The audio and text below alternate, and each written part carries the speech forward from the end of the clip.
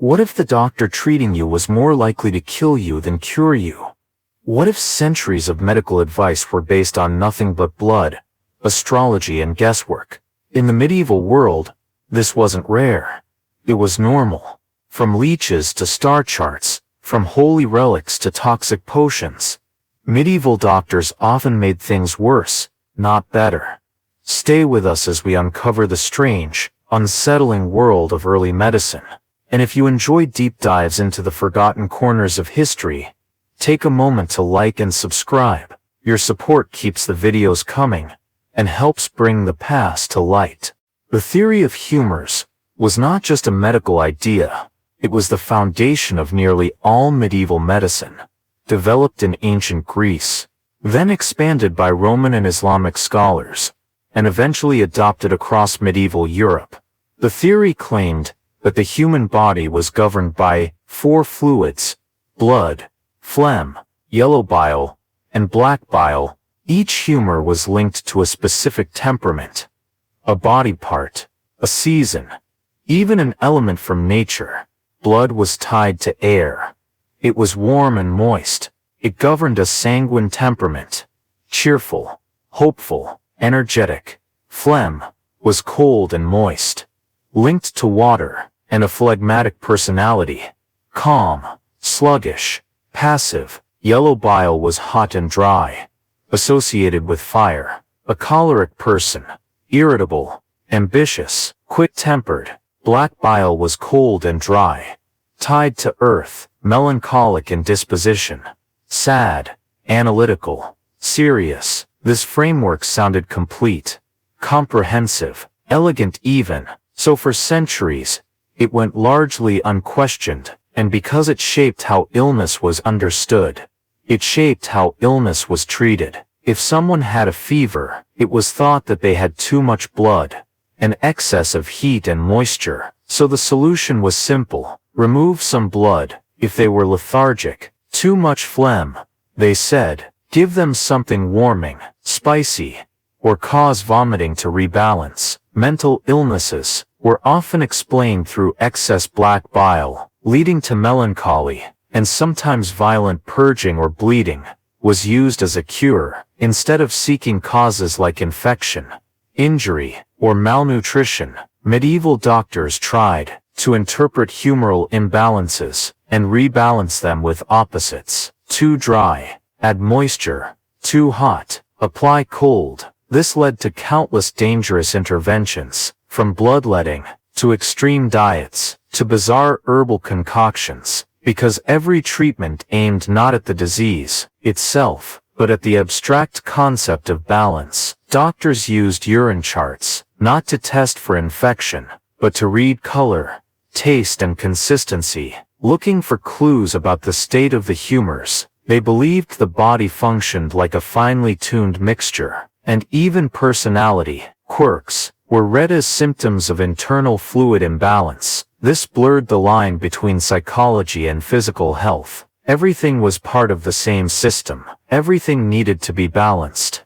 Hospitals were rare, and when they existed, they followed the same ideas. Patients might be given diets designed to cool or heat them, or purgatives to flush imagined excesses. The humor theory wasn't just medical. It influenced art, philosophy, religion, and literature. Shakespeare's characters often embody humoral types: the melancholic Hamlet, the choleric Hotspur, the sanguine Falstaff, the phlegmatic Gloucester. Doctors didn't work alone. Monks, apothecaries, and even barbers followed these same ideas, creating a widespread shared framework, built not on evidence, but on tradition. Dissection was rare. Human anatomy was poorly understood, so the humoral model persisted, not because it worked, but because there was no accepted alternative. And when people recovered, doctors believed the treatment worked. When they died, it was because the imbalance had gone too far. The logic always reinforced itself. Some humoral remedies were harmless, like herbal teas, simple broths, or rest and prayer, but others were extreme: bleeding until fainting, inducing vomiting for days, using animal parts or mineral substances with no known benefit. Over time, the theory of humors became a barrier to discovery. It prevented the development of new explanations, and it justified old ones. The arrival of new diseases, like the Black Death, did not shake the theory. Doctors said it too was caused by imbalance, perhaps black bile, or miasma disturbing the internal equilibrium.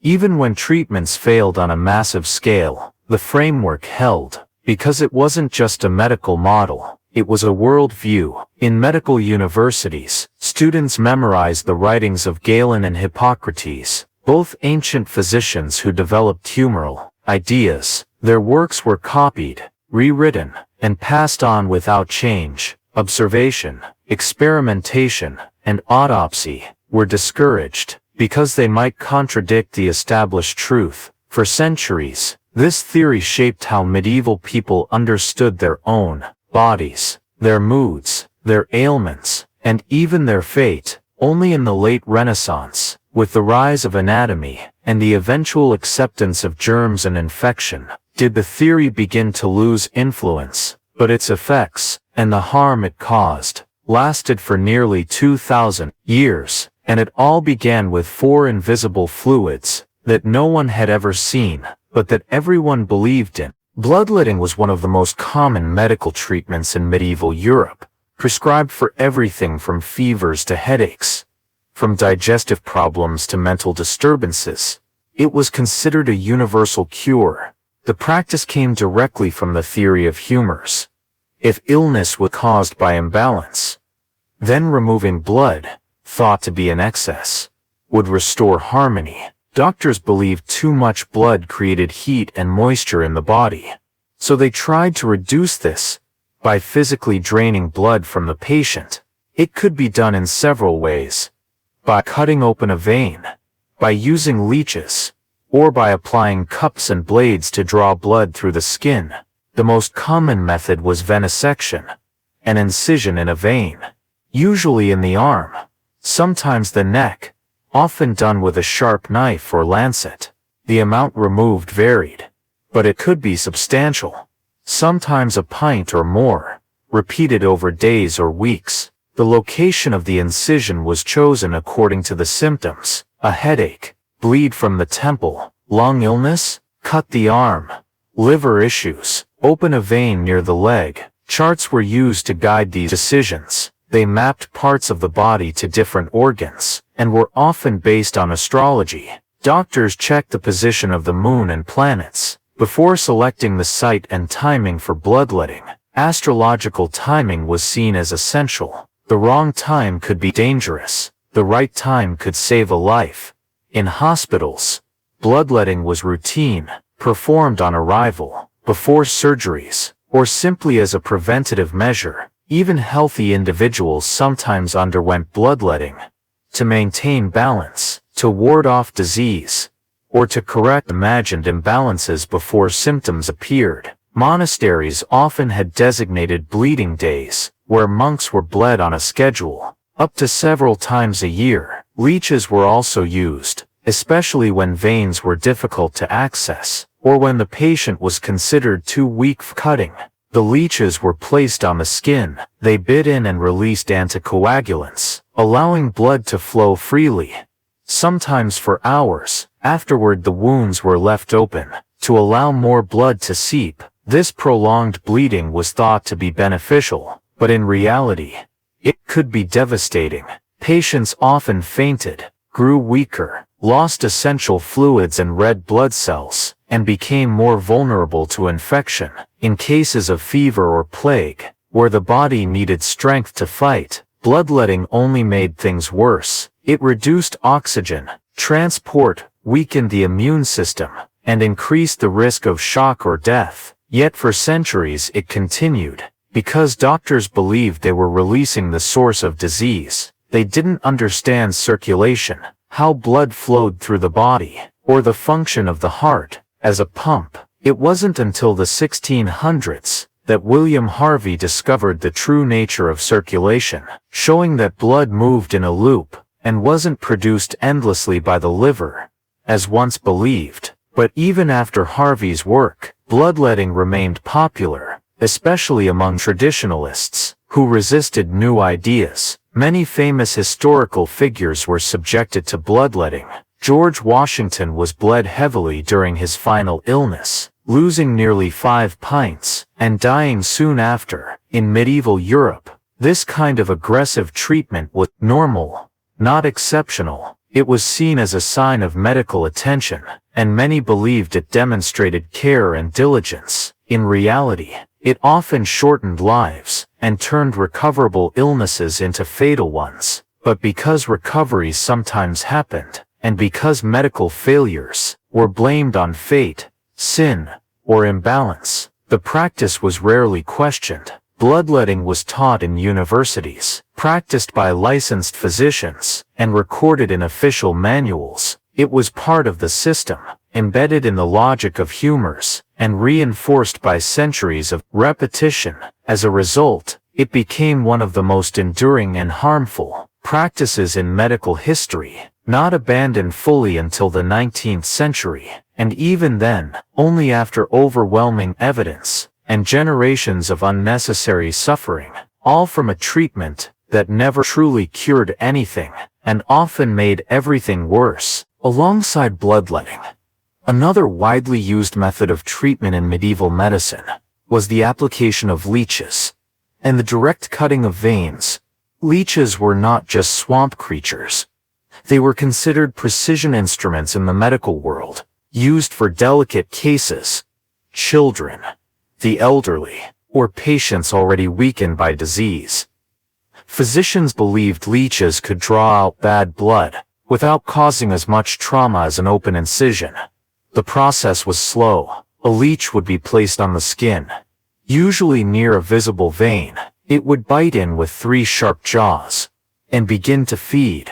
During feeding, the leech released a substance called hirudin, which prevented clotting, so blood continued to flow even after the leech dropped off. Doctors considered this prolonged bleeding to be beneficial. It extended the therapeutic effect and increased the amount of blood removed. In some cases, a single session could involve the application of multiple leeches, sometimes a dozen or more, depending on the condition and the doctor's judgment. Leeches were often reused, transferred from patient to patient, with no awareness of germs or contamination. This carried serious risks, but it was not understood at the time. For more aggressive cases, or when leeches were unavailable, vein cutting was the preferred method. Venesection involved opening a specific vein with a blade, lancet, or surgical knife. The procedure required skill, not only to locate the vein, but to control the flow of blood, and to stop the bleeding afterward. Cloth bandages were applied, often made from linen or wool, sometimes soaked in wine or vinegar, intended to clean when wound, but rarely effective at preventing infection. The selection of which vein to open was not based on anatomy alone.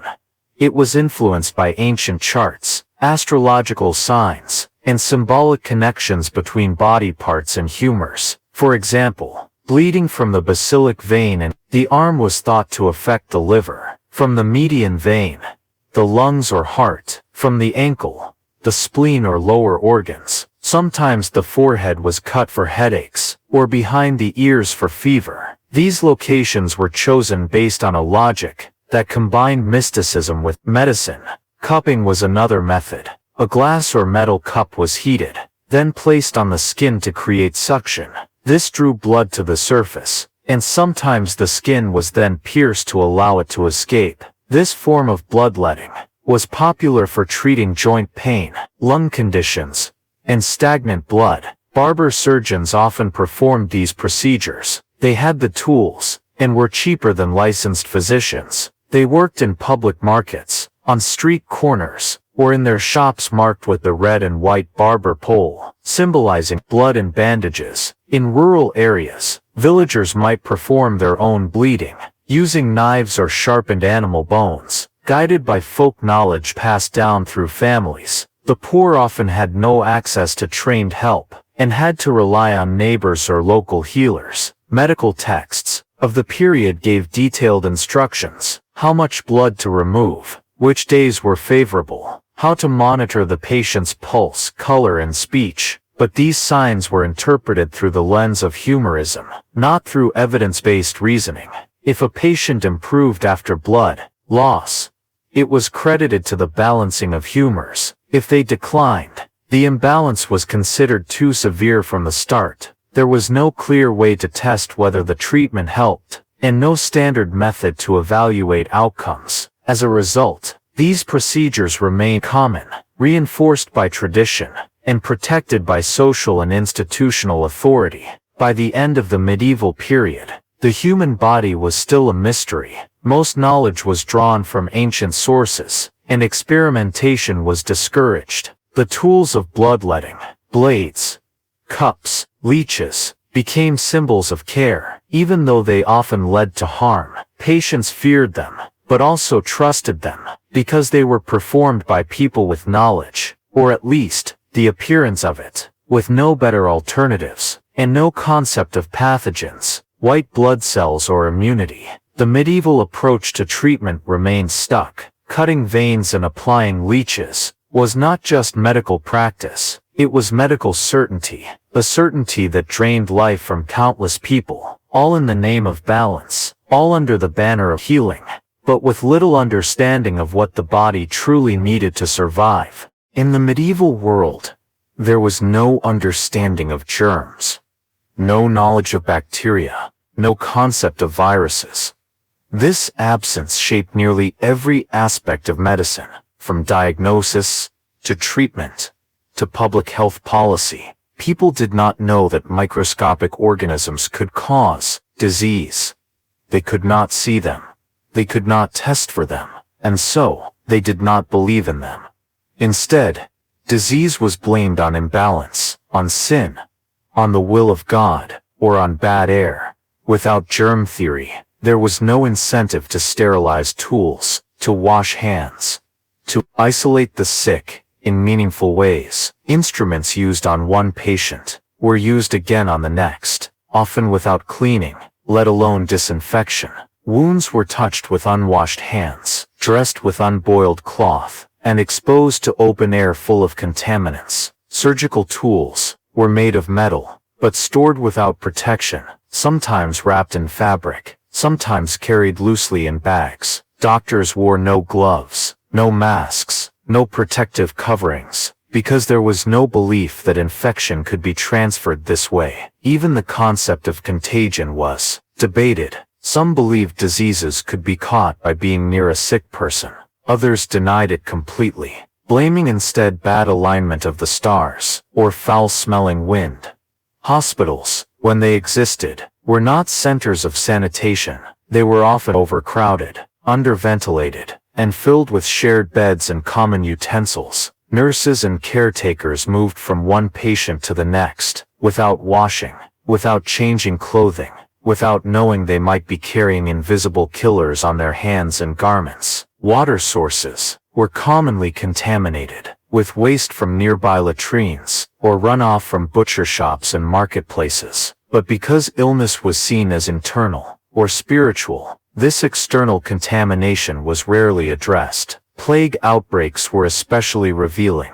Doctors had no idea what caused the Black Death. They wore beaked masks stuffed with herbs, not to block bacteria, but to protect themselves from miasma. The term miasma meant bad air, a vague notion that illness was spread through foul smells, rotten odors, and atmospheric poison. Cities burned incense, carried flowers, or set off gunpowder to clean the air, none of which affected the fleas and rats that carried the actual disease. Sick rooms were often closed off tightly, to trap the supposed bad air, ironically increasing exposure to infected individuals, and reducing ventilation. Quarantine was practiced, but not with scientific reasoning. Ships were held offshore for 40 days, based on tradition, not evidence. Doctors might advise wearing certain gemstones, or drinking gold dissolved in liquid, to strengthen the spirit against disease. They could not test for pathogens. They could not isolate them.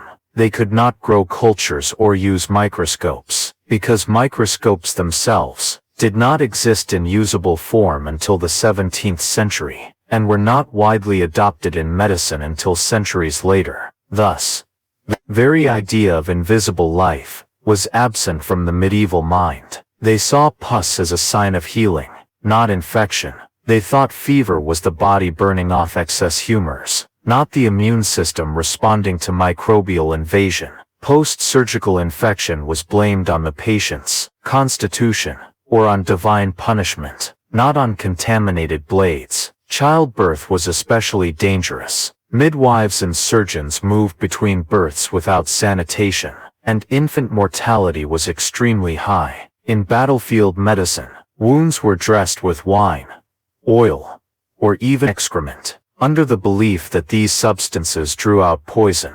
Again, the result was often fatal. Yet despite mounting evidence of poor outcomes, the absence of a germ theory meant there was no framework to connect procedures with consequences. Diseases came and went, without warning, without understanding, and often without meaningful response. It wasn't until the 19th century that scientists like Louis Pasteur and Robert Koch demonstrated the microbial nature of disease, revolutionizing medicine, and finally disproving centuries of error.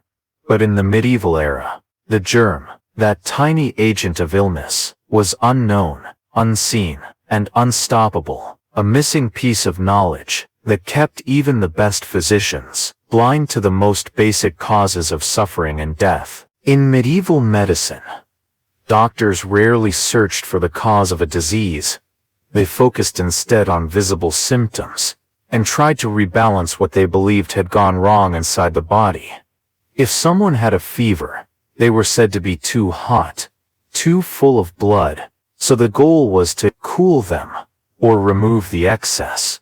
If someone vomited, they were believed to have too much yellow bile, so treatments involved bland foods, or herbs to reduce heat. But these treatments only addressed what could be seen: fever, rashes, sweating, or loss of appetite. The root causes, like infection, inflammation, or trauma, were misunderstood, or ignored entirely. Medieval physicians rarely performed physical examinations. Instead, they asked about the patient's urine, its color, smell, and clarity. These observations were compared to color charts and used to decide what humor was dominant. But even then, the goal wasn't to find a specific pathogen or a damaged organ. It was to interpret symbolic signs and to act on the assumption that balance had been lost. For example, if someone had chest pain, they might be told it was a result of hot vapors rising from the liver, and be given a cold compress or a restrictive diet. No investigation of the heart, no measurement of the lungs, no checking for pneumonia or cardiac arrest. Mental illness was treated the same way. A person experiencing delusions or deep sadness might be labeled melancholic, with an excess of black bile. The treatment: bleeding, dietary restrictions, sometimes isolation or prayer, rarely anything that addressed the actual neurological or psychological condition. In many cases, symptoms were treated as diseases themselves. Coughing was seen as a disorder of the throat, not a symptom of tuberculosis or flu. Diarrhea was considered a natural way of purging the body, and might be encouraged further with additional laxatives or hot enemas. The idea of tracing multiple symptoms back to a single root cause was foreign to most medieval doctors. There were no diagnostic tools, no stethoscopes, no thermometers, no way to measure blood pressure or pulse in a consistent way. So medicine became reactive, not investigative. And since there was no knowledge of internal systems, theories of disease remained abstract, rooted in philosophy more than biology. This made it difficult to distinguish between similar conditions. Typhus and plague, appendicitis and indigestion, all were interpreted through the same framework of hot, cold, moist, and dry. Even when autopsies were permitted, findings were often ignored, or forced to align with ancient medical texts, rather than reshape current understanding. Because ancient authorities like Galen and Hippocrates were revered, their writings were rarely questioned, and any symptoms not found in their texts were seen as strange exceptions, or misdiagnosed as something more familiar. So if someone had an illness not mentioned in classical writings, it was often misidentified and mistreated. Patients with unknown symptoms were sometimes accused of faking illness, or of being cursed, or of suffering divine punishment. The treatment of symptoms, rather than causes, also meant that new diseases spread rapidly. Without effective intervention, when outbreaks occurred, authorities focused on what could be seen: boils, sweats, bleeding. The causes, rats, fleas, water contamination, went unnoticed, because they were not part of the symptom-based model. Even diet and exercise were prescribed not based on science, but on humoral alignment. Certain foods were said to be hot or cold, dry or moist, and were recommended based on a patient's visible condition. A person who looked pale and thin might be told to eat more warm, moist foods, regardless of whether they had an infection, cancer, or digestive illness. The strategy was always the same: balance the humors, cool the hot, warm the cold, moisten the dry, dry the moist. There was little room for differential diagnosis or consideration of underlying systemic failure. This led to treatments that were not only ineffective, but often harmful, because they interfered with the body's own healing processes. Without understanding inflammation, or infection, or organ failure, many interventions simply worsened the disease, and because the cause was never identified, the mistake was rarely noticed. Medicine became a cycle of treating effects, not origins, a model of care built on surface appearances and guided by ancient rules, rather than direct observation of how illness actually worked. And for centuries, that was the standard of care, even in the best hospitals and under the most respected physicians. Astrology played a major role in medieval medicine, not as a fringe belief, but as a core part of diagnosis and treatment. Doctors studied the movements of the stars and planets before performing procedures, prescribing medicine, or even choosing the right time to visit a patient. The sky was seen as a map of human health. Each zodiac sign ruled over a part of the body, and celestial alignments were thought to influence the balance of the humors. Aries governed the head, Taurus the neck and throat, Gemini the arms and lungs, Cancer the chest, Leo the heart, Virgo the stomach and intestines, Libra the kidneys and lower back, Scorpio the reproductive organs, Sagittarius the thighs, Capricorn the knees, Aquarius the calves, Pisces the feet. If Mars, associated with heat and blood, was in a certain position, it might be a bad time to perform bloodletting, especially on the part of the body ruled by the current zodiac sign. Physicians consulted detailed astrological charts, called ephemerides, to track planetary positions and lunar phases. These were used to determine when treatments would be most effective or most dangerous.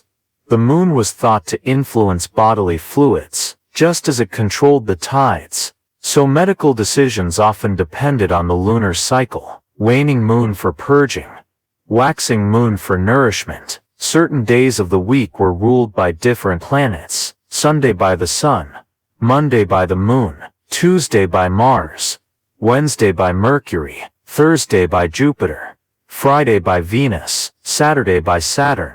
Each had its own influence on health and disease, and each was associated with specific temperaments. For example, Venus was linked to moist, gentle conditions, while Saturn was dry, cold and melancholic. A physician might delay a procedure if the stars indicated a poor alignment, or might recommend certain foods or herbs to counteract a celestial influence believed to be harmful. Birth charts were sometimes created for patients to determine their predisposition to illness and to guide long-term treatment plans. A person born under Scorpio might be warned of reproductive issues, A Virgo might be prone to digestive problems. These predictions were not considered mystical, but medical, part of a logical framework used by educated professionals. Medical schools taught astrology alongside anatomy, and many medical texts included star charts and planetary tables. Even some of the most respected doctors, like Avicenna and Galen, integrated astrology into their theories. Church authorities sometimes objected, but often tolerated or accepted astrological medicine, as long as it did not conflict with doctrine. Astrological tools were used in hospitals, monasteries, and even battlefield medicine, helping doctors decide when to treat wounds, or when to let them be. Herbs were harvested according to planetary rules. Certain plants were thought to grow best under Venus, others under Mars or Jupiter. The concept of sympathetic medicine was deeply influenced by astrology. It held that objects in the heavens had corresponding parts on Earth, that healing could occur through alignment between stars, plants, and people. Though not based on modern science, this system provided a kind of structure, a guide in an uncertain world, where the causes of illness were invisible, and outcomes unpredictable. But it also led to delays in treatment, when the stars were considered unfavorable, or to the use of ineffective remedies, chosen for their symbolic value, rather than their actual properties. A patient might be denied surgery, because Mercury was retrograde, or advised to drink a concoction of herbs, because Mars was in the 7th house. The reliance on astrology limited medical progress, by discouraging direct observation, and prioritizing celestial patterns over the physical state of the patient. Still, it persisted, for centuries, embedded in medical texts, and woven into everyday practice. Only with the rise of modern astronomy, and the development of empirical science, did astrology lose its place in medicine. But in the medieval period, it was not superstition to the educated, it was part of the standard model of care. The sky was thought to hold the answers to disease, to health, to the fate of every body on Earth. The belief in miasma, or bad air, was central to medieval explanations of disease. It was not a vague superstition, but a widely accepted theory, used by physicians, lawmakers, and city planners alike. Miasma was thought to be a form of poisonous vapor that rose from rotting matter, swamps, dead bodies, open sewers, or decaying vegetation. It was believed to carry disease through the air, especially during warm, humid conditions. Foul smells were taken as direct evidence of miasma. If something smelled bad, it was considered dangerous. This belief shaped how people responded to illness, and how they tried to protect themselves. During outbreaks of plague or fever, people burned herbs, carried flowers, or lit candles in their homes and streets. To purify the air, incense was common in churches and hospitals, not just for religious purposes, but as a form of air treatment. To drive out miasma and protect the body from invisible harm, wealthy people hung sweet-smelling sachets around their necks, or stuffed their clothing with dried lavender, rose petals, and rosemary. Physicians wore long robes and hoods, including the famous beaked mask. The beak was filled with aromatic substances, designed to block the foul air and filter out disease. People avoided night air, because it was believed to be more dangerous, thick, heavy, and filled with harmful miasma. City officials ordered the cleaning of streets, not to remove bacteria, but to eliminate smells, which were believed to cause outbreaks. Waste was buried, drains were flushed, and latrines were covered, all to control odor and reduce exposure to bad air. In times of plague, bonfires were lit in the streets to cleanse the atmosphere. Sulfur and pitch were burned. Despite the toxic smoke, even animals were targeted. Cats and dogs were sometimes killed, believed to attract or generate miasma. Travelers were advised not to visit areas with foul air, or to bring aromatic objects with them for protection. Buildings were designed with airflow in mind. Windows placed to allow cross-ventilation, courtyards kept open and airy, not for comfort, but for health. Public health orders reflected this belief. During the Black Death, authorities banned certain trades from city centers, like tanning, butchering, or dye making.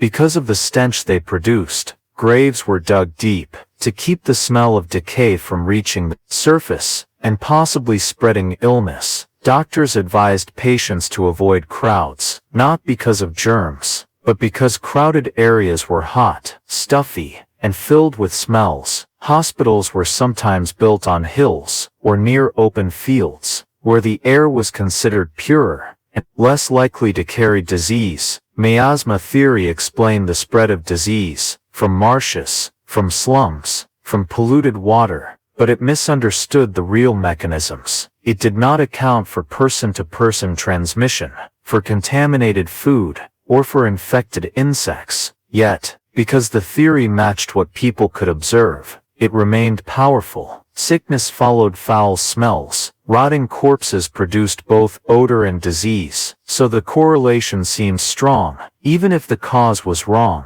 The theory had roots in ancient Greece, expanded by Roman and Arab scholars, and became entrenched in European medical thinking, through textbooks and state policies. As a result, efforts to fight disease focused on air, rather than water supply, hygiene, or sterilization. Quarantine was sometimes used, but was inconsistent, because the real danger, person-to-person contact, was not fully recognized. Some of the practices inspired by miasma theory were helpful. Fresh air and open spaces did reduce exposure, not to miasma, but to crowded, unsanitary environments. Others were harmful or misguided, like burning toxic materials, or killing animals unnecessarily. The theory persisted into the 19th century, influencing responses to cholera, typhus, and tuberculosis. Even as early evidence for germ theory began to emerge, it was only with the work of scientists like Pasteur,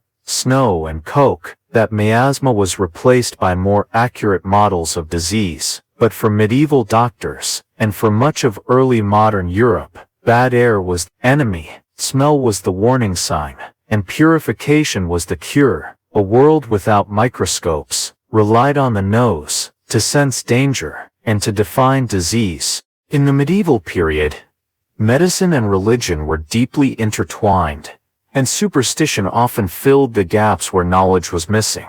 Illness was not just a physical problem. It was often seen as a sign of moral failure, a punishment for sin, or a test sent by God. Doctors and priests shared roles, both tending to the sick, one for the body, the other for the soul. People believed that disease could come from spiritual forces, demons, witchcraft, curses, or divine wrath. If a person fell ill suddenly, and no visible cause was known, they might be accused of harboring secret sin, or being possessed by evil spirits. This led to treatments focused not on the body, but on the soul. Confession, prayer, fasting, and exorcism were part of medical care. In some cases, a patient was sent to a monastery, not for herbs or surgery, but for repentance and spiritual cleansing. Holy relics were used as cures, pieces of bone, cloth, or wood, believed to be connected to saints. People would touch them, sleep near them, or drink water that had touched them. Pilgrimages to sacred sites were common. The sick would travel long distances to seek healing from a shrine, like the tomb of a saint, or a well blessed by a miracle. Even physical treatments were sometimes framed as spiritual acts. A poultice might be applied with a prayer, a wound dressed with water from a holy spring, or herbs gathered at dawn on a saint's day. Astrology also overlapped with religious belief. Planetary movements were seen as signs of divine will, a way for God to communicate through the heavens. Superstition filled the gaps where medicine failed. Amulets were worn to protect against evil spirits, symbols carved into doors to guard against disease, charms whispered over water before drinking. Some believed that illness could be transferred, by touching an object cursed by a witch, or by the evil eye of a jealous neighbor. This led to fear, suspicion, and in many cases violent accusations. Women, especially older women living alone,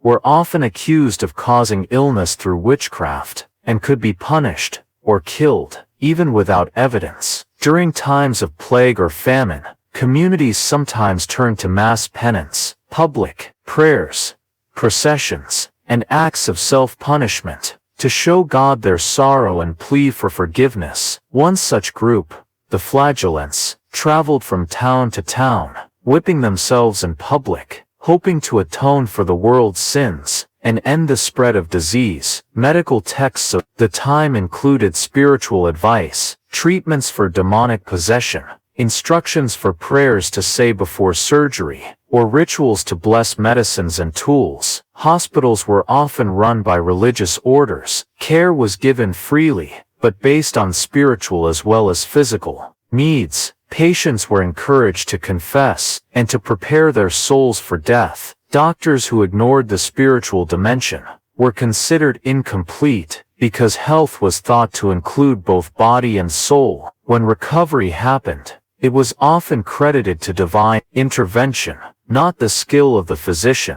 When death came, it was seen as the will of God, or a failure to repent, not a failure of medical practice. This belief system provided comfort, but it also discouraged scientific inquiry and reinforced harmful practices, like isolating the mentally ill for demonic possession, or bleeding the sick to drive out evil spirits. For centuries, medicine moved slowly, tied to the church, and bound by faith-based explanations. Scientific progress required breaking away from the idea that every illness was moral or mystical, and toward the idea that disease had natural and observable causes. But in the medieval world, spiritual purity and physical health were inseparable, and superstition often guided the hands of those who claimed to heal. One common method used to cleanse the air in medieval times was the burning of aromatic herbs and substances,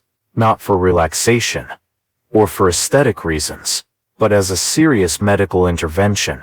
Physicians and healers believed that disease traveled through air, and that foul odors were both symptoms and sources of illness. To combat this, strong-smelling herbs were burned in homes, hospitals, churches, and public squares. Substances like rosemary, lavender, thyme, juniper, and frankincense were favored for their pleasant and penetrating scents. The smoke was thought to cleanse the atmosphere, driving out miasma, and preventing disease from settling in the lungs or skin. Herbs were also dried and scattered on floors, crushed underfoot as people walked, releasing fragrance gradually throughout the day. During plague outbreaks, this practice intensified. People burned large quantities of herbs in metal braziers, or carried smoldering coals in pots from room to room. Street fires were lit in major cities, filled with bundles of aromatic wood and leaves, hoping to create walls of clean air, to shield neighborhoods from the spread of infection.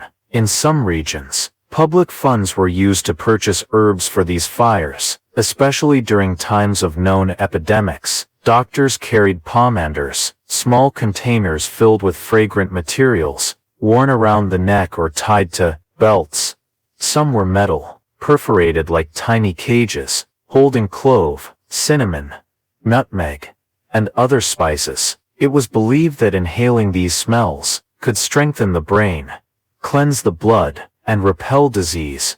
Scent was used in many forms: burned as incense, boiled in water to make steam, crushed and mixed into balms and oils. Even vinegar was aromatized with herbs and spices, and used to wash hands, wipe furniture, or spray into the air. One popular item was the Four Thieves vinegar, said to protect those who rubbed it on their skin, named after a legend of grave robbers who avoided the plague using that formula. Though the ingredients had mild antimicrobial properties, the belief in its power was mostly symbolic, focused on smell, not chemistry. The church also contributed to the use of scent. Incense was part of liturgical ritual, and believed to purify both spirit and space. Sick rooms were often fumigated with sacred herbs, not just for the patient's sake, but to prevent the spread of spiritual or physical corruption. Some physicians recommended burning sulfur or pitch to create thick, choking smoke. This was said to overwhelm and drive out disease-bearing vapors, but could also cause harm to the lungs, especially in poorly ventilated homes. Windows were sometimes sealed to trap the smoke inside, or opened wide to let it escape. Depending on the healer's theory of airflow, the burning of herbs was not limited to interior spaces. Markets, bathhouses, and city gates were treated the same way. Fires burned in public areas, often maintained throughout the day. The practice extended to clothing. Garments were hung above aromatic fires, or placed in smoke-filled rooms, to rid them of foul humors or lingering illness. Bed linens were treated similarly, soaked in perfumed water, or passed through scented smoke before reuse. Some treatments involved the patient sitting in a small enclosed space, filled with herbal smoke, a kind of early fumigation chamber, intended to purge illness from the body by inhalation and exposure. Though most of these methods had no scientific basis, they reflected the best understanding available at the time. In reality, the burning of herbs may have slightly improved air quality by repelling insects or reducing mold and odor, but it did nothing to stop the spread of airborne viruses, bacteria, or parasites. Still, the symbolism was strong. Clean air meant clean health, and smell was the primary guide. A sweet-smelling room felt safe, a foul one felt sickly. Without microscopes or diagnostics, doctors trusted the senses, especially the nose, to read the body and the space it lived in. And so for centuries, the smoke of thyme, the scent of rosemary, and the fumes of frankincense were used as barriers against death, invisible shields of aroma. In a world still searching for the truth of disease, in medieval medicine, doctors rarely searched for the cause of a disease. They focused instead on visible symptoms, and tried to rebalance what they believed had gone wrong inside the body. If someone had a fever, they were said to be too hot, too full of blood, so the goal was to cool them, or remove the excess. If someone vomited, they were believed to have too much yellow bile, so treatments involved bland foods, or herbs to reduce heat. But these treatments only addressed what could be seen: fever, rashes, sweating, or loss of appetite. The root causes, like infection, inflammation or trauma, were misunderstood, or ignored entirely. Medieval physicians rarely performed physical examinations. Instead, they asked about the patient's urine, its color, smell, and clarity. These observations were compared to color charts and used to decide what humor was dominant. But even then, the goal wasn't to find a specific pathogen or a damaged organ. It was to interpret symbolic signs and to act on the assumption that balance had been lost. For example, if someone had chest pain, they might be told it was a result of hot vapors rising from the liver, and be given a cold compress or a restrictive diet. No investigation of the heart, no measurement of the lungs, no checking for pneumonia or cardiac arrest. Mental illness was treated the same way. A person experiencing delusions or deep sadness might be labeled melancholic, with an excess of black bile. The treatment: bleeding, dietary restrictions, sometimes isolation or prayer, rarely anything that addressed the actual neurological or psychological condition. In many cases, symptoms were treated as diseases themselves. Coughing was seen as a disorder of the throat, not a symptom of tuberculosis or flu. Diarrhea was considered a natural way of purging the body, and might be encouraged further with additional laxatives or hot enemas. The idea of tracing multiple symptoms back to a single root cause was foreign to most medieval doctors. There were no diagnostic tools, no stethoscopes, no thermometers, no way to measure blood pressure or pulse in a consistent way. So medicine became reactive. not investigative. And since there was no knowledge of internal systems, theories of disease remained abstract, rooted in philosophy more than biology. This made it difficult to distinguish between similar conditions. Typhus and plague, appendicitis and indigestion, all were interpreted through the same framework of hot, cold, moist, and dry. Even when autopsies were permitted, findings were often ignored, or forced to align with ancient medical texts, rather than reshape current understanding.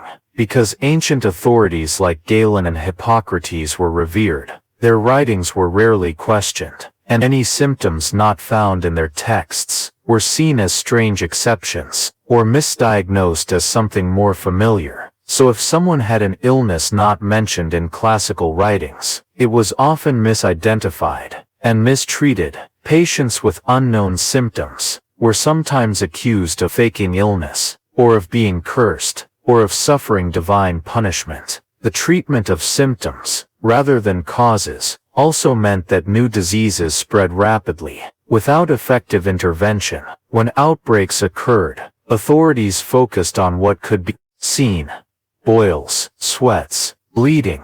The causes, rats, fleas, water contamination, went unnoticed, because they were not part of the symptom-based model. Even diet and exercise were prescribed not based on science, but on humoral alignment. Certain foods were said to be hot or cold, dry or moist, and were recommended based on a patient's visible condition. A person who looked pale and thin might be told to eat more warm, moist foods, regardless of whether they had an infection, cancer, or digestive illness. The strategy was always the same: balance the humors, cool the hot, warm the cold, moisten the dry, dry the moist. There was little room for differential diagnosis or consideration of underlying systemic failure. This led to treatments that were not only ineffective, but often harmful, because they interfered with the body's own healing processes. Without understanding inflammation, or infection, or organ failure, many interventions simply worsened the disease, and because the cause was never identified, the mistake was rarely noticed. Medicine became a cycle of treating effects, not origins, a model of care built on surface appearances and guided by ancient rules, rather than direct observation of how illness actually worked. And for centuries, that was the standard of care, even in the best hospitals, and under the most respected physicians. Among the more dangerous substances used in medieval medicine were mercury and arsenic, elements known today to be highly toxic, but once considered valuable tools for healing. Mercury, a silvery liquid metal, was used in various forms: distilled, mixed with herbs, or applied directly to the skin. It was especially associated with the treatment of syphilis, a disease that became more widespread in Europe during the late 15th century.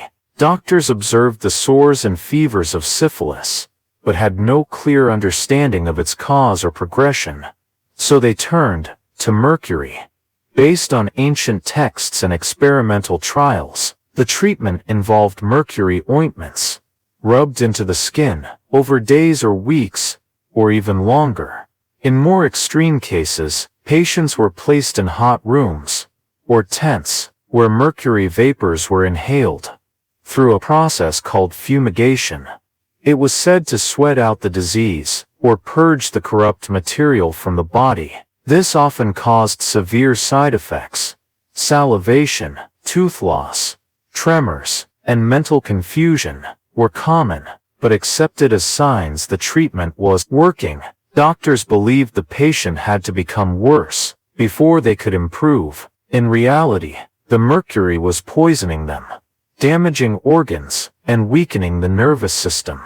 Yet the treatment continued for centuries, because some patients improved temporarily, and there were no better alternatives. Arsenic was used in a similar way. Prepared in small doses, it was included in pills, powders, and liquid tonics. It was believed to be effective against fever, ulcers, and skin disorders. particularly those thought to be caused by an excess of yellow bile. Like mercury, arsenic created visible reactions in the body: vomiting, sweating, inflammation. These were interpreted as positive signs, proof that the disease was being driven out. In some recipes, arsenic was mixed with honey or vinegar to soften its harsh effects, but the damage it caused internally was rarely understood.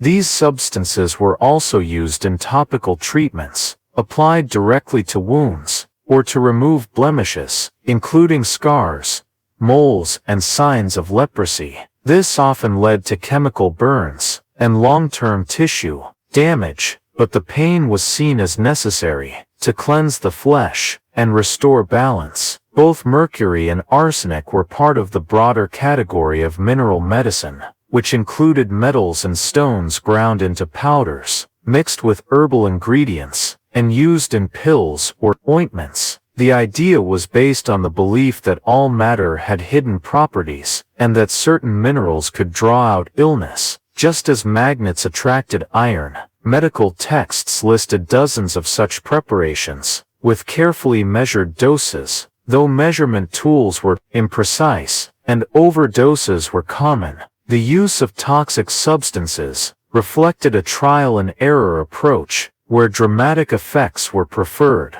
even when harmful. It also reflected the alchemical influence on medicine, a belief that transformation of matter could lead to transformation of health. Some physicians believed mercury could purify the body, just as it was used to purify metals in alchemical labs. Arsenic was thought to dry out excess moisture, or absorb poison from the blood, even though it introduced new poisons of its own. Despite repeated failures and painful outcomes, these treatments remained popular, endorsed by physicians, and demanded by patients desperate for relief. The lack of alternatives, and the authority of ancient texts, kept these dangerous remedies in use. Only centuries later, with the development of toxicology, and a better understanding of chemical effects on the body, were mercury and arsenic largely abandoned in mainstream medicine. But in the medieval world, they were seen as powerful tools, capable of curing the incurable, no matter the cost, and that cost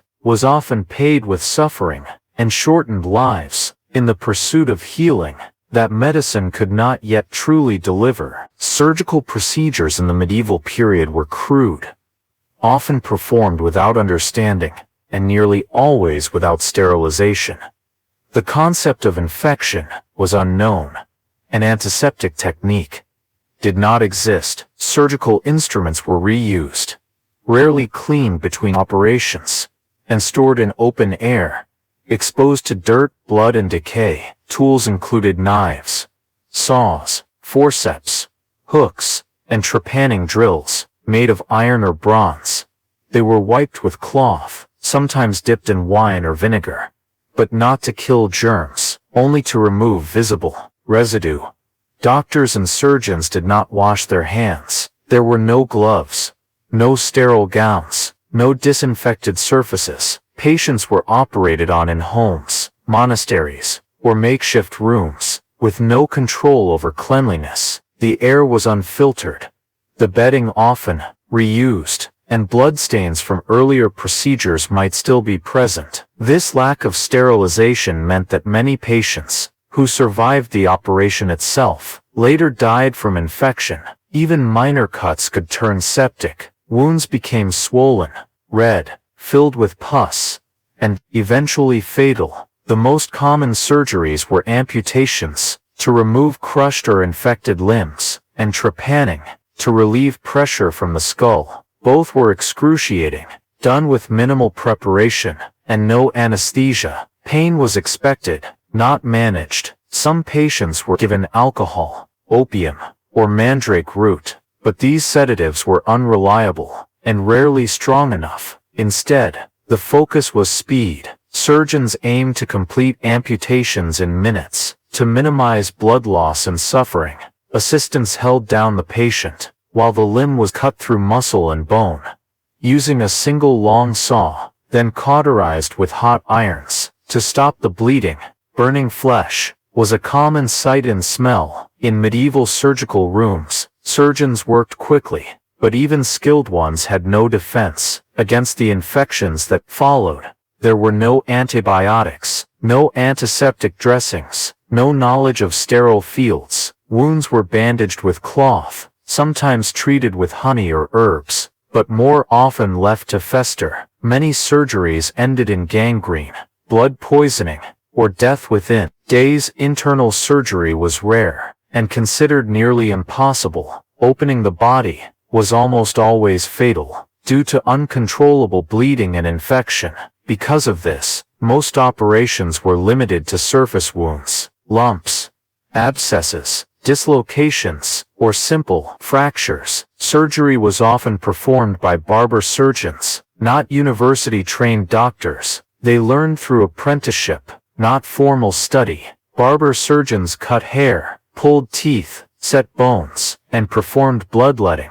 Their tools hung from belts, and they worked in shops, not medical theaters. Some were skilled, but their training was inconsistent and unregulated. Because surgical procedures involved blood, they were considered dirty, less intellectual than internal medicine.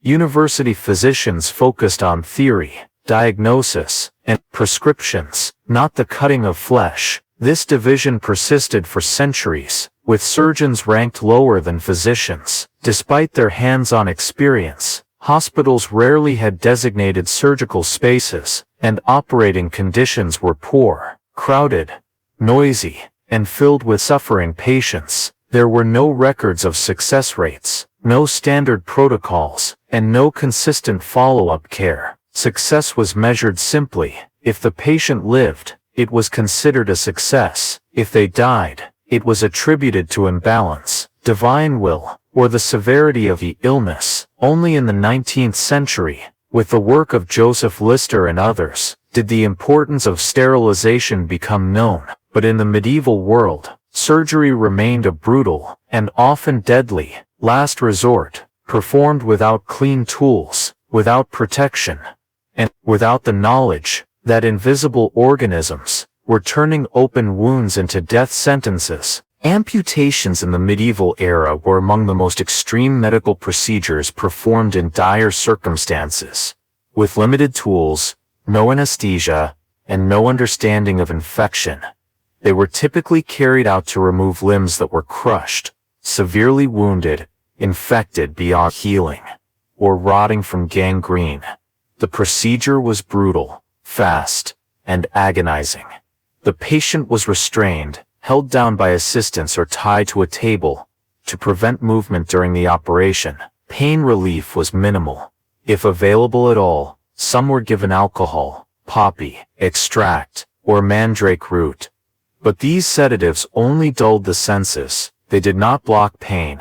The surgeon marked the limb, tied a tight band above the cut to slow blood flow, then began slicing through the flesh with a knife. Quick, deep strokes to get past the muscle. Once the bone was exposed, a large saw was used to cut through it. In a single forceful motion, the entire amputation could be done in under 5 minutes. Speed was essential to minimize blood loss and to reduce the patient's time in agony. Once the limb was removed, bleeding had to be stopped. There were no sutures or clamps as we know them today. Instead, the wound was cauterized, a red-hot iron applied directly to the cut surface to seal blood vessels through burning. The pain was intense. The smell of charred flesh filled the room, and the patient often screamed or lost consciousness from shock. In some cases, if cauterization was not used, cloth bandages soaked in wine or vinegar were tightly wrapped around the stump. Pressure was applied, and prayer followed. After care was limited, there were no antibiotics. Dressings were changed using unsterilized hands and tools. An infection was extremely common.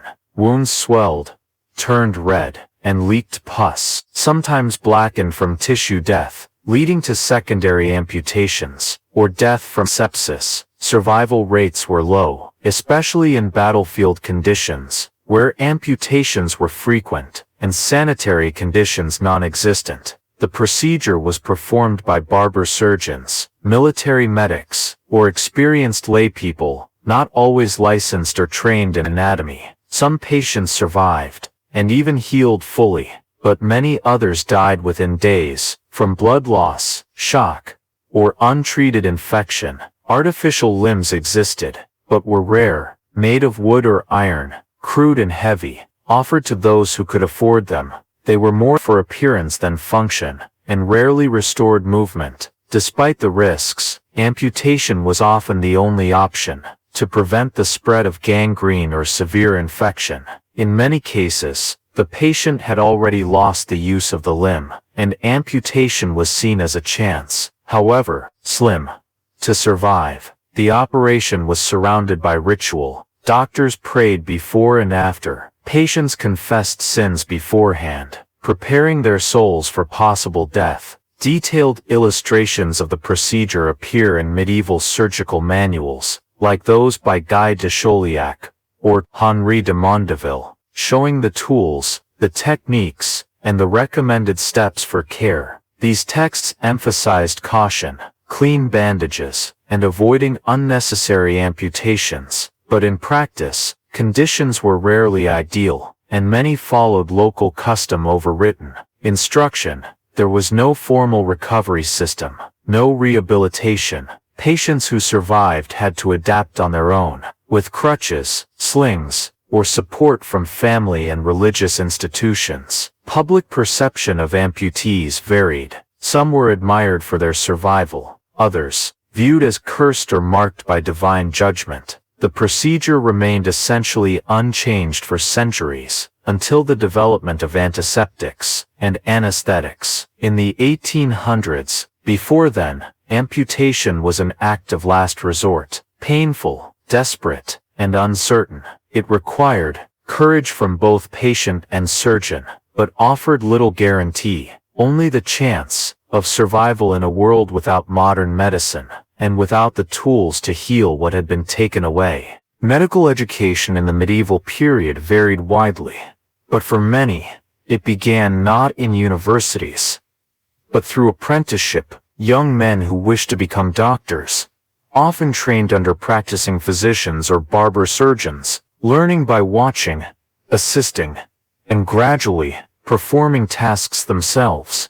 There were no standardized tests, no national exams, and few formal qualifications. Knowledge was passed down directly, from teacher to student, through repetition, memory, and long hours of observation.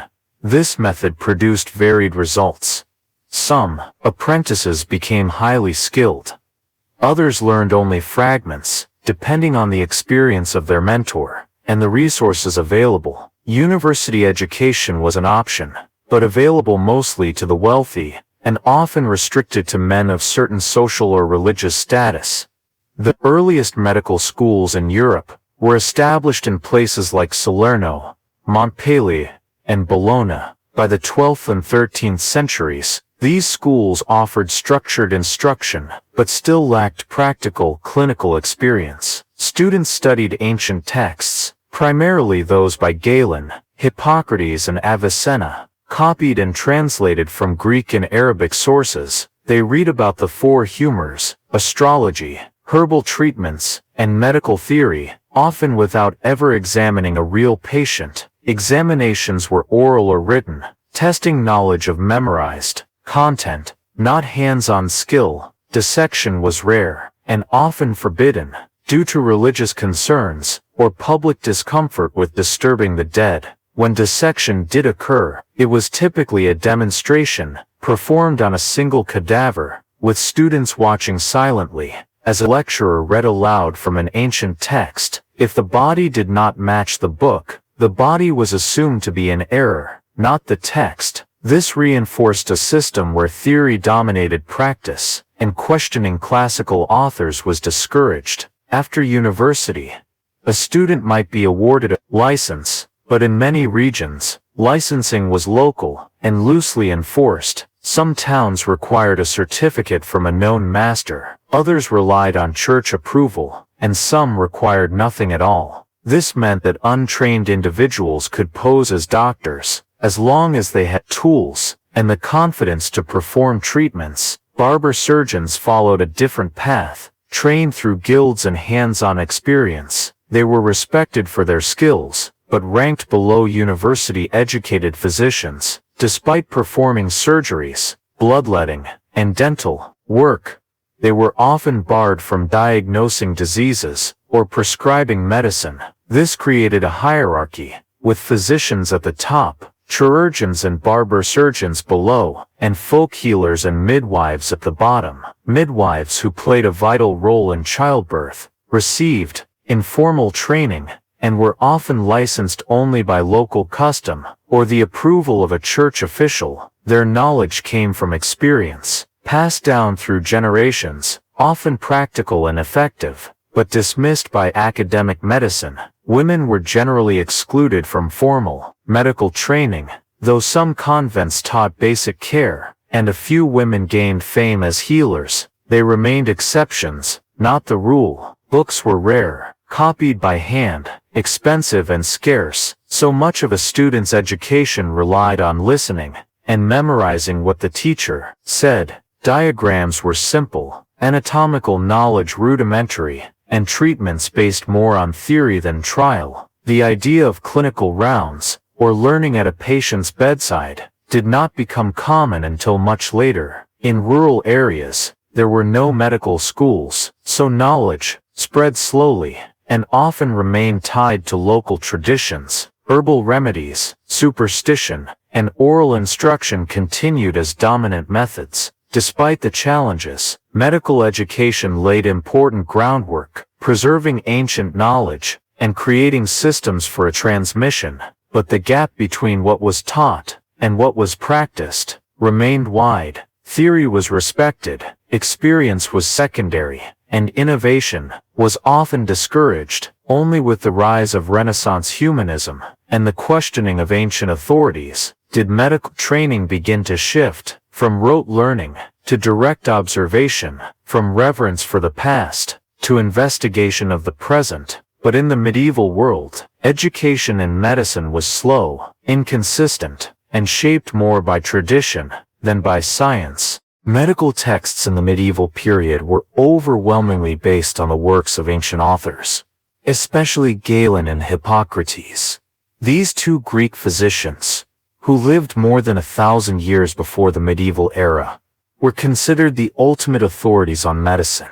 Their writings were copied, translated, and studied in universities, monasteries, and medical schools throughout Europe. Galen's work covered anatomy, physiology, pharmacology, and the theory of the four humors. He combined observation with philosophy, but many of his anatomical claims were based on animal dissection, not human bodies. Still, his conclusions were rarely questioned, even when human anatomy did not match his descriptions. Hippocrates was known for his ethical approach, his focus on natural causes of disease, and his belief in balance within the body. The Hippocratic Corpus, a collection of medical texts, formed the foundation of medical learning for centuries. Together, these authors shaped the way medieval medicine understood illness, diagnosis, and treatment. Their influence extended beyond theory to the organization of medical knowledge itself. Texts were arranged according to humoral principles, with chapters on bile, blood, phlegm, and their supposed imbalances. Medieval physicians often wrote commentaries, not original research. They expanded on Galen's ideas, rephrased Hippocrates' teachings, or added local herbal knowledge, while staying within the same intellectual framework. Innovation was discouraged, because the ancient authors were seen as nearly infallible. Medical students memorized long passages, copied diagrams, and recited interpretations, not from experimentation, but from repetition of accepted ideas. New observations were expected to match ancient texts, and if they didn't, the observer, not the text, was considered wrong. This led to serious medical errors, misdiagnosed conditions, incorrect anatomy, and treatments based on flawed models. For example, Galen described the human liver as having 5 lobes, based on animal anatomy. Yet this was taught as fact, even when human dissection showed otherwise. The heart too was misunderstood. Galen claimed it had holes between chambers, allowing blood to pass directly through, a claim repeated for centuries, until it was disproven in the Renaissance. Another major influence was Avicenna, a Persian physician, whose canon of medicine synthesized Greek and Islamic knowledge. It became a standard text in European medical schools, and was read for hundreds of years. Though Avicenna made advances, including better classification of diseases, he still worked within the same Galenic framework. The reverence for classical texts created a rigid structure. Doctors followed procedures not because they worked, but because they were ancient, and therefore assumed correct. This slowed the progress of medical science, because observation was often ignored, or reinterpreted to fit the established model. Dissections were rare, but when performed, they were expected to confirm Galen's anatomy. If contradictions arose, they were explained away as anomalies. Texts were copied by hand in scriptoria, painstakingly reproduced by monks, sometimes adding commentary in the margins, but rarely changing the main content. Illustrations were simple, often symbolic, and sometimes based more on astrology than physiology. In this environment, medicine became a study of books, rather than bodies. Practitioners were evaluated by their knowledge of texts, not their ability to diagnose or heal patients. Oral tradition persisted in rural areas, but academic medicine focused on preserving the wisdom of the past. Even as new diseases emerged, doctors looked to Galen and Hippocrates for answers, despite those diseases having never been seen in the ancient world. When Black Death struck Europe, doctors turned to classical texts, looking for explanations rooted in humoral imbalance, and finding none that truly fit. Still, the texts remained the core of medical training, until anatomy, chemistry, and microbiology began to offer new explanations. Centuries later, the reliance on ancient authorities was both a strength and a weakness. It preserved knowledge through turbulent centuries, but also prevented the development of new ideas. Medical practice stayed rooted in the past, while the causes of disease and the possibilities of healing waited to be rediscovered through eyes willing to look beyond the page and into the body itself. In the medieval world, understanding of internal anatomy was extremely limited, because dissection of human bodies was rare, controversial, and often forbidden. Religious and cultural taboos discouraged the cutting open of corpses, especially those of Christians. The body was considered sacred, and disturbing it after death was believed to interfere with resurrection or the soul's peace. For centuries, this made direct study of human anatomy nearly impossible. What little was known came from animal dissection. Pigs, dogs, monkeys, and other mammals. Ancient texts, especially those by Galen, were based almost entirely on these animal observations. Galen had never dissected a human body, but his texts became the gold standard, and were copied without question, even when the anatomy did not match human form. In medical universities, when dissections did occur, they were rare events, often limited to 1 or 2 cadavers per year, and typically reserved for special occasions. Under close religious supervision, the procedure was not performed by the professor, but by a lower-ranking assistant, while the teacher stood nearby, reading aloud from Galen or Avicenna, describing what asterisk should asterisk be seen, rather than what asterisk was asterisk seen. If the body contradicted the text, it was dismissed as an anomaly, or blamed on individual variation. This meant that errors persisted for centuries. For example, the idea that men had more ribs than women was accepted by some scholars, despite simple observation disproving it. The liver was thought to have multiple lobes, because animal livers did, and the heart was believed to have tiny invisible pores that allowed blood to pass between chambers. Even though no such holes exist, without human dissection, the positions of organs, their functions, and their relationships to one another were all misunderstood. The brain was thought to be a secondary organ, the heart was seen as the seat of thought and feeling, and the liver as the source of blood production. Muscles and bones were mapped inaccurately, leading to poor surgical outcomes and misguided treatments. Abdominal pain was attributed to vague issues, like vapors or blockages in the humors, because no one knew what intestines looked like or how they truly functioned. Reproductive anatomy was especially misunderstood. The uterus was often drawn with horns, and menstruation was explained through humoral excess, not hormonal cycles. The urinary system was mapped using guesswork, and diseases of the bladder or kidneys were treated with herbal infusions, because surgery in that area was too dangerous. Most anatomical illustrations were schematic, not observational. They resembled symbolic diagrams, with the organs arranged for conceptual balance, rather than accuracy. Even as dissections slowly became more accepted, they remained infrequent, and were performed under strict guidelines, often on executed criminals, or on unclaimed bodies. These events drew crowds, but were not part of routine medical training. Real change began only in the Renaissance, with figures like Andreas Vesalius, who openly challenged Galenic anatomy, through detailed human dissection and careful documentation.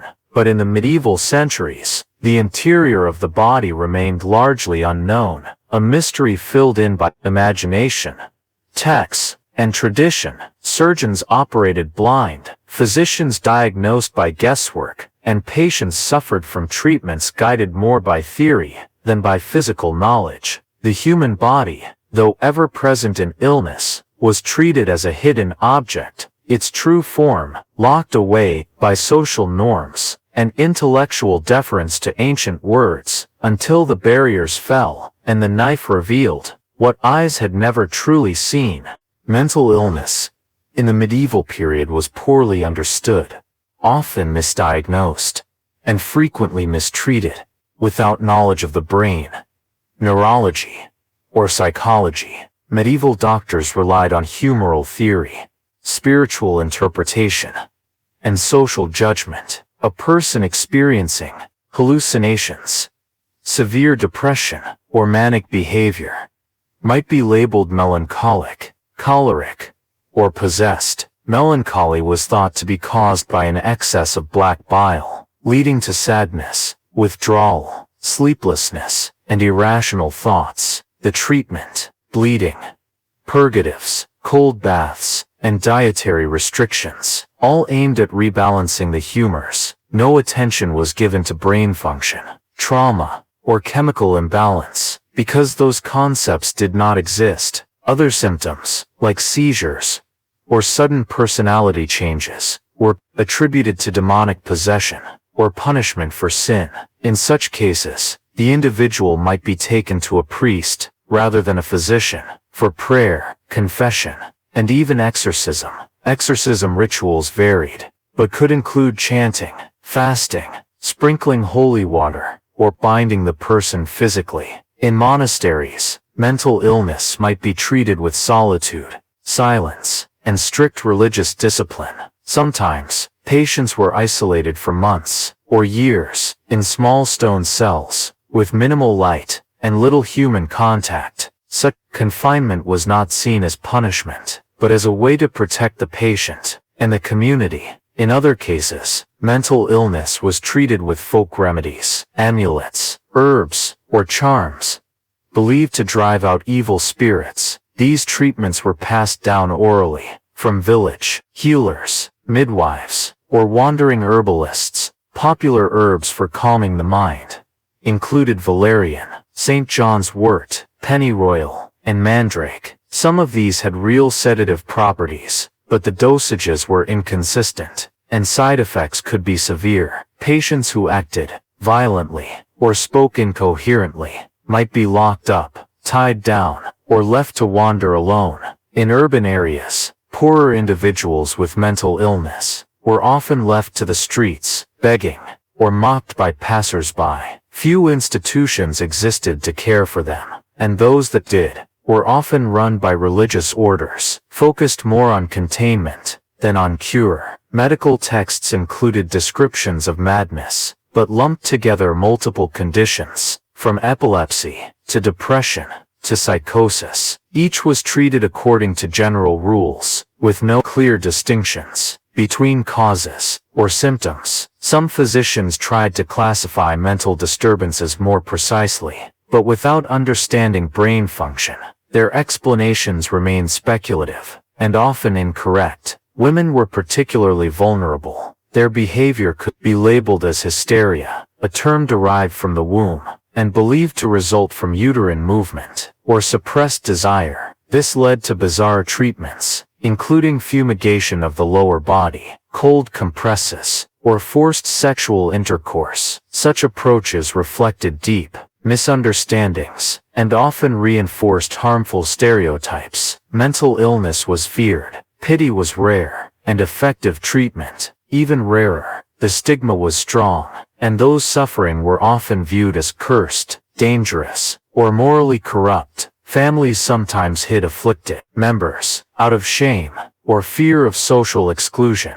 Others sought help from saints. Pilgrimages to healing shrines, like those of Saint Dymphna, were popular for those with mental distress. People hoped that divine grace might succeed where medicine failed, but for most, there was no lasting relief, only temporary measures, followed by relapse and deeper isolation. Mental health remained a dark corner of medieval medicine, ignored by science, overshadowed by superstition, and addressed more by faith than by care. It would take many centuries before the mind was studied as a part of the body, and before those who suffered were treated with understanding rather than fear. During times of plague, medical understanding broke down almost entirely. Fear spread faster than reason, and treatments turned increasingly desperate. One of the most infamous responses was the mass killing of animals, particularly cats and dogs, believed to carry or attract the disease. In major cities, orders were issued to destroy stray animals. Thousands were killed, their bodies often burned in the streets. Ironically, this may have made the problem worse, because cats helped control the rat population, and rats carried the fleas that transmitted plague bacteria. But medieval people did not know this. They believed that animals harbored foul humors, or spread miasma through their presence. Another widespread practice was the burning of aromatic fires, used not only for air purification, but also to drive away disease-carrying spirits. Wood, herbs, pitch, and sulfur were burned in public squares, producing thick, choking smoke. Thought to create a barrier against contagion, people carried sweet-smelling flowers or spices in cloth bundles to protect themselves while walking through crowds. In extreme cases, authorities ordered mass bonfires to cleanse entire neighborhoods by smoke and by symbol. Some communities went further, organizing processions of repentance, marching through the streets, singing hymns, praying loudly, and pleading for divine mercy. One of the most extreme movements was that of the flagellants, groups of men who traveled from town to town, whipping themselves in public, as penance for the sins they believed had caused the plague. They believed that God was punishing humanity, and that only self-inflicted suffering could bring forgiveness and end the plague. Flagellant groups grew rapidly, appearing in Germany, France, and the Low Countries. Sometimes hundreds marched at once, shouting, bleeding, collapsing from exhaustion. They refused contact with local priests or governments, claimed to receive divine visions, and sometimes stirred panic in the towns they visited. At first, the Church tolerated them, but over time, Pope Clement VI condemned the movement, calling it heretical, and urging local authorities to suppress it. The violence of their rituals, and the disruption they caused, eventually led to their decline.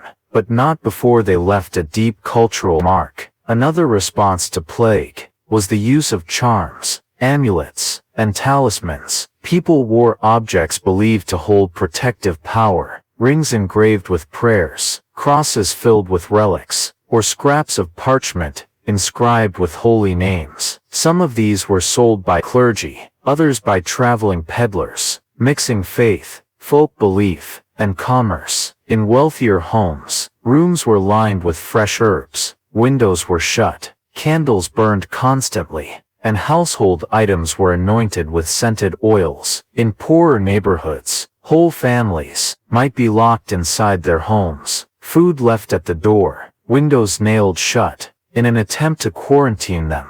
But quarantine was inconsistent, and often poorly enforced. Ships were sometimes held offshore for weeks, cities closed their gates, and letters of passage were required for travel. Yet without knowledge of how disease truly spread, these measures were only partly effective. One tragic outcome of plague panic was the scapegoating of minority groups. Jews were often accused of poisoning wells or conjuring the plague through sorcery. In many towns, this led to riots, massacres, and the forced expulsion of Jewish communities. The violence was brutal, fueled by ignorance, and sanctioned by fear. Doctors themselves had few tools. Some refused to treat plague victims. Others fled cities entirely, leaving monks, nuns, and folk healers to care for the dying.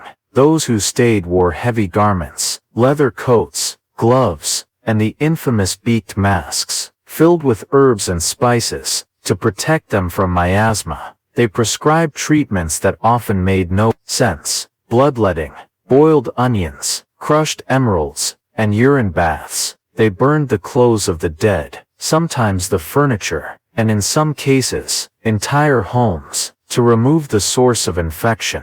The bodies of plague victims were buried in mass graves, often without ceremony, carted away by teams of laborers, and dumped outside city walls. Chroniclers of the time described scenes of horror: empty streets, uncollected corpses, fires burning day and night, and a population driven to desperation, with no understanding of bacteria or vectors. Medieval responses to plague relied on sight, smell, and superstition, and as fear spread, so did irrational behavior, animal killings, self-flagellation, violent scapegoating, and mass panics that disrupted civil order. These were not fringe reactions, but widespread practices, endorsed by officials, and embedded in belief systems of the time. All of them shared one feature: they were based on appearance, not evidence, on tradition, not biology. And while some efforts had small benefits, most did nothing to stop the plague, and many made conditions even worse. But in a world without microscopes, without cause and effect understanding, the people did what they could, with what they knew, and with what they feared most: what they could smell, what they could smell, what they could see, and what they could not explain. Barber surgeons were a distinct and essential part of medieval medical practice, operating in a space between grooming and surgical care. The term may sound unusual today, but in the Middle Ages, barbers did much more than cut hair. They pulled teeth, performed bloodletting, dressed wounds, and even amputated limbs. They were practical healers, trained through apprenticeship, rather than university education. Most barber surgeons did not study Latin, or read the ancient medical texts that guided the work of physicians. Instead, they learned by doing, watching senior barbers, practicing techniques on real patients, and gradually developing skill through experience. Barber surgeons were accessible, found in cities, towns, and even rural villages, where formally trained doctors were rare. Their shops displayed the red and white pole, still associated with barbers today, the red representing blood, the white, the cloth used to stop it. The tools of a barber surgeon were simple: razors, scissors, forceps, cupping vessels, and sharp knives, kept in leather rolls or wooden chests, used on multiple patients, and rarely cleaned between procedures. Many barber surgeons operated in public spaces, open shops, market squares, or at the homes of patients, bringing their tools with them.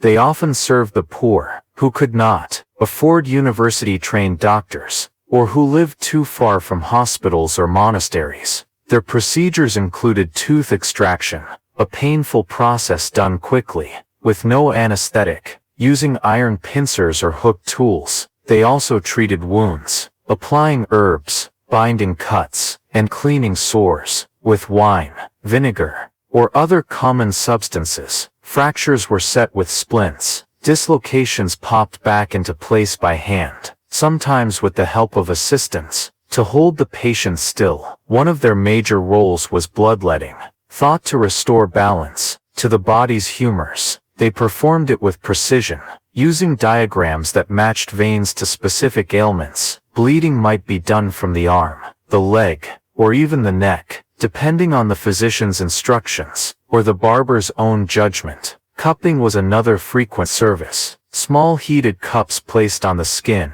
to draw blood to the surface, sometimes followed by scarification, light cutting to release blood from shallow vessels. Barber surgeons also assisted in surgeries, and sometimes performed them independently, especially during war, when wounded soldiers needed fast intervention to remove arrows, close gashes, or amputate crushed limbs. Military experience was a major source of skill. Barber surgeons in armies gained practical knowledge quickly, though often at great cost, and under unsanitary conditions. Despite their experience, barber surgeons were ranked below physicians, and sometimes even looked down upon, because they worked with their hands and dealt with visible blood and injury. Physicians focused on theory, diagnosis, and prescribing medicine, while barber surgeons dealt with the mess of the body, cutting, pulling, and binding. Some barber surgeons gained fame,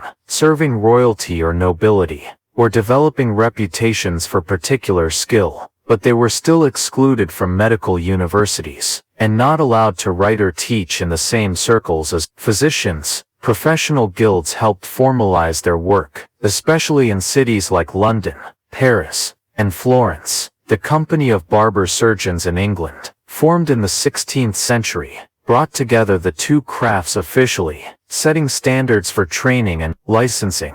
Guild records included rules about tools, fees, apprenticeships, and public conduct, helping to raise the reputation of the profession over time. Still, training remained hands-on, focused on practical experience, rather than academic study. Some barber surgeons eventually sought more formal medical education, or collaborated with physicians, bridging the gap between theory and practice. But the division remained, with physicians seen as elite, and barbers as tradesmen.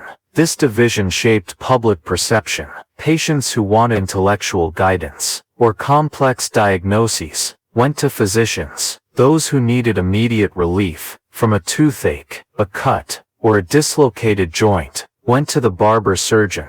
They were the emergency responders of their time, always present, often effective, and deeply woven into daily life. Despite their lower status, their role was vital, especially for the poor, the wounded, and those far from academic centers. Their legacy can still be seen today, in the barber's pole, in the blending of medical and manual skill, and in the slow evolution of surgery. From trade to science, in medieval Europe, barber surgeons stood at the crossroads, between medicine and craft, between tradition and innovation, and between pain and the possibility of relief. In the medieval world, access to trained physicians was extremely limited, especially outside major cities, and among the lower classes.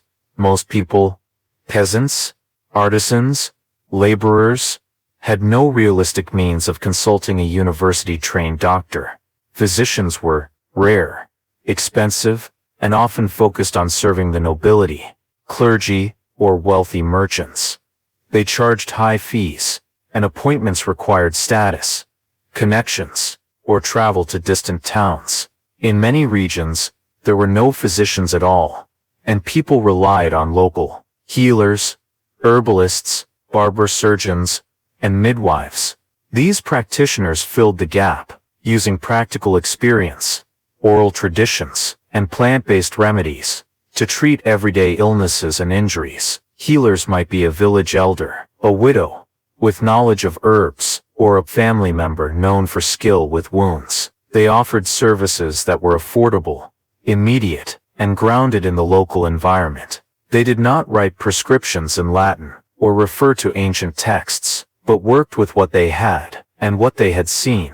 Their remedies were based on plants grown nearby: yarrow for bleeding, chamomile for stomach pain, garlic for infection, mint for headaches. They used poultices, infusions, compresses, and basic surgical methods to relieve suffering in ways they had learned from others. Midwives played a central role in this local care network. They helped with births, postnatal care, and common gynecological issues, often passed knowledge from mother to daughter, and gained respect in their communities. But despite their usefulness, these folk healers were viewed with suspicion by educated physicians, dismissed as untrained, or even dangerous. Some were accused of witchcraft, especially if a treatment failed, or if the healer was a woman working outside male-dominated institutions. This mistrust increased over time, as universities formalized medicine, and set barriers to entry, requiring Latin literacy,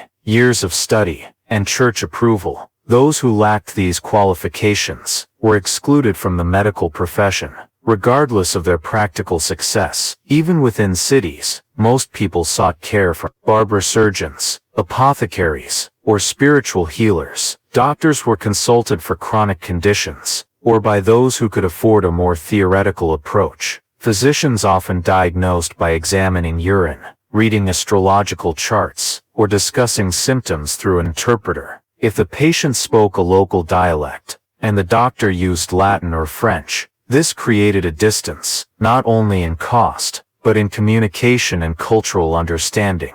By contrast, local healers lived among the people they served, knew their lives, knew their diets, knew their conditions. In monasteries, basic care was available to the sick and poor, often offered freely. As an act of Christian charity, monks treated patients with herbs from the cloister garden, simple foods, and rest. But space was limited, and not everyone could travel to a religious house. During plagues, or large-scale epidemics, the gap widened further. Doctors fled the cities, hospitals closed their doors, and entire villages were left to care for themselves. This led to a greater reliance on folk medicine, on home remedies, and on trial-and-error treatments. Some of these were helpful, many were not, but they represented the only care available. The cost of medical books, and the absence of printing until the late 15th century, meant that written knowledge was restricted to elites, to clergy, and to universities. Even where doctors were available, many people distrusted them, especially if treatments were painful, or if earlier visits had ended in death. This skepticism led to the persistence of alternative systems, such as humoral balancing through diet, spiritual healing, through relics, or the use of magical charms and prayers. Communities developed their own standards of trust. Healers gained reputation through word of mouth, and survival was often the only measure of success. In royal courts, physicians had access to better tools, more stable environments, and patrons who protected their status. But these doctors were the exception, not the rule. For the vast majority of medieval people, medical care came from those nearby, without degrees, but with hands-on knowledge, and a willingness to help. Over time, some regions began to license local healers, especially midwives, to regulate their practice, and reduce accusations of malpractice or sorcery. But this was uneven, and dependent on local politics, church involvement, and community reputation. The result was a two-tier system: elites with access to formal medicine, and everyone else relying on informal care. This divide continued well into the modern period, shaping the history of medicine, and the memory of how healing was experienced, not in the lecture halls, but in kitchens, fields, and quiet rooms lit by candlelight, where the sick waited, not for doctors with diplomas, but for someone they knew, to bring what little comfort they could. In the medieval period, there were few formal rules governing who could practice medicine. Licensing was rare, inconsistent, and often ignored entirely. Anyone with tools, a bit of knowledge, and the confidence to treat patients could call themselves a doctor, a healer, surgeon, or an apothecary. There were no nationwide standards, no boards of certification, no universally accepted credentials. Some cities tried to enforce local regulations, requiring practitioners to register or to obtain permission from town councils or church officials.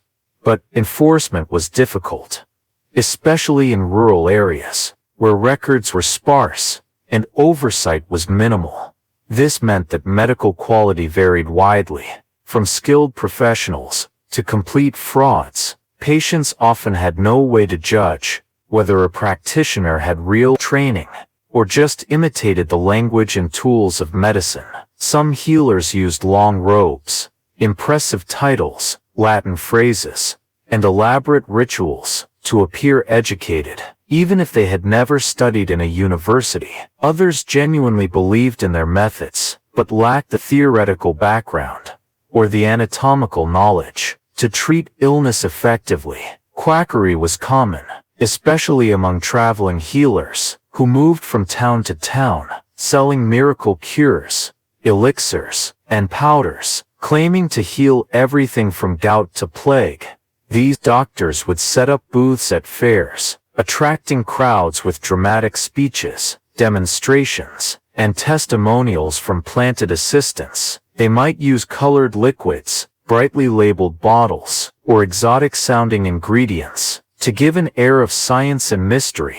Once they had sold their wares, they moved on, before patients realized the treatment did nothing or caused harm. Apothecaries also practiced medicine, preparing and selling herbal remedies, spices, salves, and sometimes poisons. Some were highly knowledgeable, others sold whatever would bring profit. There were efforts to regulate apothecaries, especially in large cities, through guilds, which set rules for the preparation and sale of substances. But even these rules were local, not standardized across regions. Midwives, too, practiced without formal licenses in most areas. Their skills were passed down orally, through apprenticeship or family training.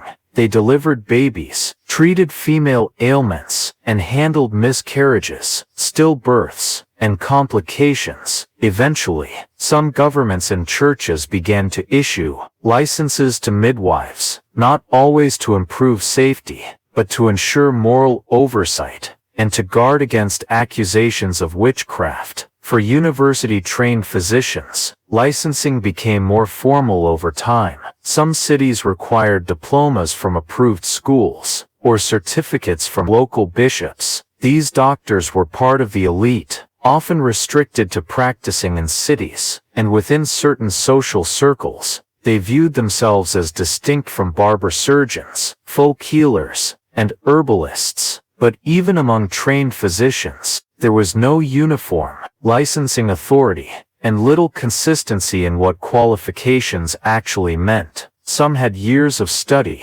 others memorized just enough to pass local exams, or used family connections to gain entry into the profession.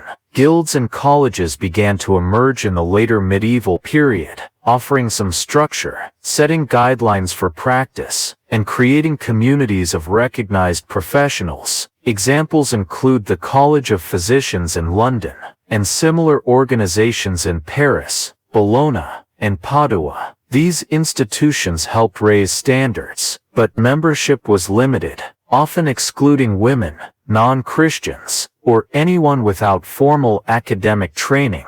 This created a gap between theory and practice, between official medicine and the healing work done outside of academic settings. Enforcement of medical licensing depended on local officials and varied greatly from place to place. Some towns actively investigated unlicensed practitioners. Others tolerated them, as long as patients were satisfied. or no harm was reported. Legal records from the time include cases of malpractice, where healers were fined or banned from practicing for failed surgeries, dead patients, or unauthorized treatments, but such cases were rare and difficult to prosecute because the standards of care were vague and outcomes were unpredictable. Without an understanding of infection, germ theory, or effective diagnostics, even licensed practitioners had little real ability to cure disease, so reputation often mattered more than license. A healer known in the community,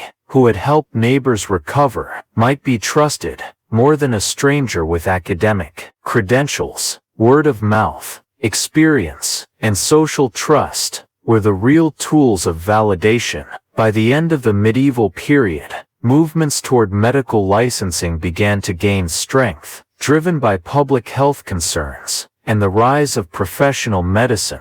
But for most of the Middle Ages, there was no clear line between doctor and fraud, between medicine and magic. Anyone could claim the title, and many did. In a world where suffering was constant and cures were uncertain, desperation opened the door for anyone with a bottle, a knife, and a convincing voice to try their hand at the healing arts. The influence of Galen and Hippocrates on medieval medicine was vast, enduring, and deeply embedded in how doctors understood the human body. These two ancient Greek physicians lived more than 1,000 years before the Middle Ages, yet their writings remain the foundation of European medical education, practice, and theory. Galen, who lived in the 2nd century CE, wrote hundreds of treatises on anatomy, physiology, surgery, and the theory of the four humors. He was a skilled observer and a prolific author, but his anatomical work was based primarily on animal dissection, because human dissection was rarely permitted in his time. Still, his conclusions were treated as fact, copied into medieval textbooks, and taught in universities. Without modification, Hippocrates, from the 5th century BCE, was known for emphasizing natural causes of disease, and for establishing a code of ethics. The Hippocratic Oath still echoed in modern medicine. His writings, collected in what is called the Hippocratic Corpus, described symptoms, diagnoses, and general treatments, but always through the lens of humoral theory. Together, their ideas formed a complete system of bodily function, health, and illness. According to this system, the body contained four humors: blood, phlegm, yellow bile, and black bile. Each had qualities: hot, cold, wet, dry, and each was tied to a season, an element, a temperament, and a set of organs. Health meant balance among the humors. Disease meant imbalance. This model explained fever as excess heat from too much blood, sadness as excess cold and dryness from black bile, and digestive trouble as a problem of yellow bile, or phlegm. Every symptom, every behavior, every mood could be read through this framework. Galen expanded on this system, adding detailed descriptions of anatomy, organ function, and the circulation of fluids, but he misunderstood the heart, the liver, the nervous system, and the nature of blood flow. He believed that blood was created in the liver, pumped by the veins, and partially consumed by organs. He also believed the heart had invisible pores, allowing blood to pass between chambers. These mistakes were repeated for centuries, because his authority was considered unchallengeable. Medieval physicians studied his texts, memorized his ideas, and applied his logic to every case. Medical schools required students to read Galen and Hippocrates in Latin, sometimes also in Arabic translations, passed down from Islamic scholars, who had preserved and expanded the works during earlier centuries. Dissection, when permitted, was used not to question Galen, but to demonstrate his descriptions. Even when observations differed, professors would read aloud from Galen, while assistants dissected a cadaver. If the body did not match the text, it was the body, not Galen, that was seen as flawed. This prevented correction of errors and delayed the development of accurate anatomical science. Hippocrates contributed to diagnosis and prognosis, offering guidance on observing patients, recording symptoms, and predicting outcomes. But even his methods were tied to humoral ideas and limited by the lack of internal investigation.